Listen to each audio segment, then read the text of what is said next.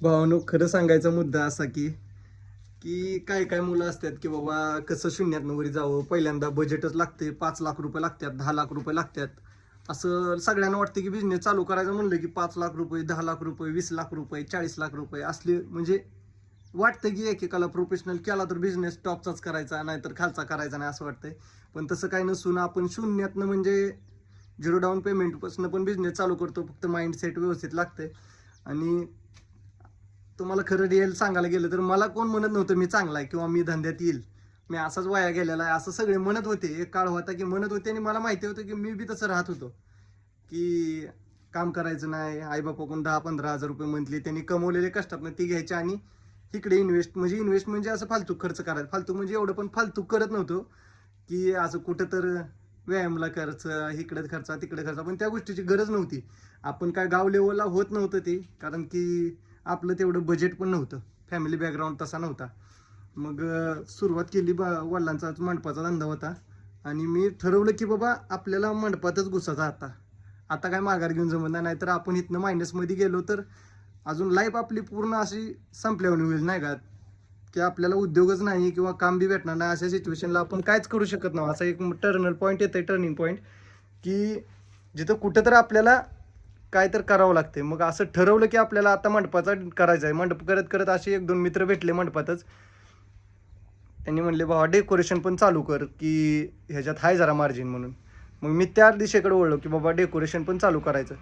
मग तेव्हा सुरुवात करताना पण इन्व्हेस्ट करताना प्रॉब्लेम आले, अडथळे आले. सुरुवात पण असं 2 लाख, 3 लाख, 4 लाख, 5 लाखाच्या हिशोबावर केली नाही. 1-1.5 लाख रुपयेपासून स्टार्टअप घेतला आपला.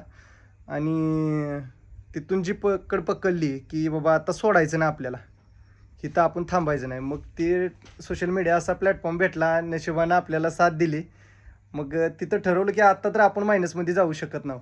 अजून तर काय प्रयत्न करता येते का, अजून गाव लेवलला काय बेटर देता येतं ही विचार करत करत करत करत डेकोरेशन, DJ, साऊंड सिस्टीम, कीर्तनाचं साऊंड सिस्टीम किंवा मंडप डेकोरेशन, मंडप A to Z सगळं म्हणजे आपल्यापाशी काय नाही हा शब्द करायचाच नाही. एक अर्धी जर आलं आपल्याला ऑर्डर की तिथं ठरवायला गेलं की मंडप आहे का, हे आहे का, ते आहे का, त्यांना तसं न काय म्हणता डायरेक्ट आपल्यापाशी आहे सगळं. काय पाहिजे तुम्हाला, मंडपपासून कॅटरिंग बिटरिंग काय असते, जेवण बिवण, DJ सगळं आपल्याकडे वाढप्यासहित, असं म्हणलं त्यांना. मग डेअरिंग केली. पहिली ऑर्डर घेतली. दुसऱ्या ऑर्डरला वाटलं की बाबा कुठं तर सगळ्याला घेऊन सोबत काम करताना मजा येते, 4 पैसे कमी राहिले तर चालतील.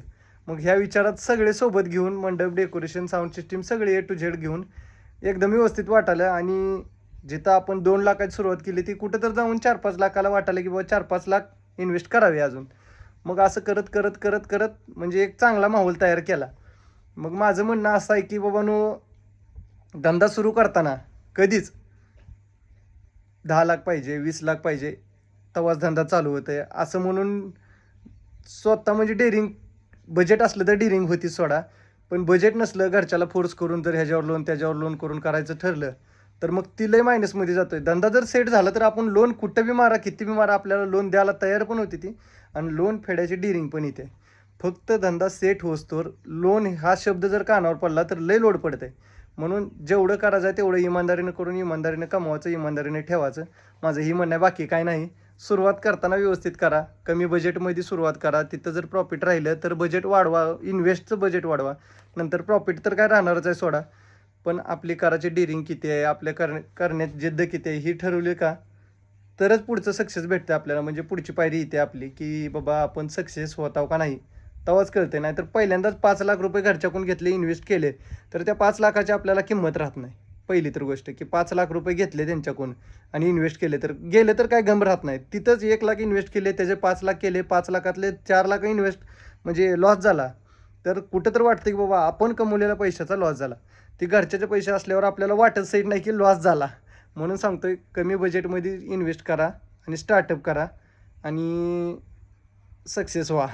बस जास्त बोलायला येत नाही, चालतंय चला.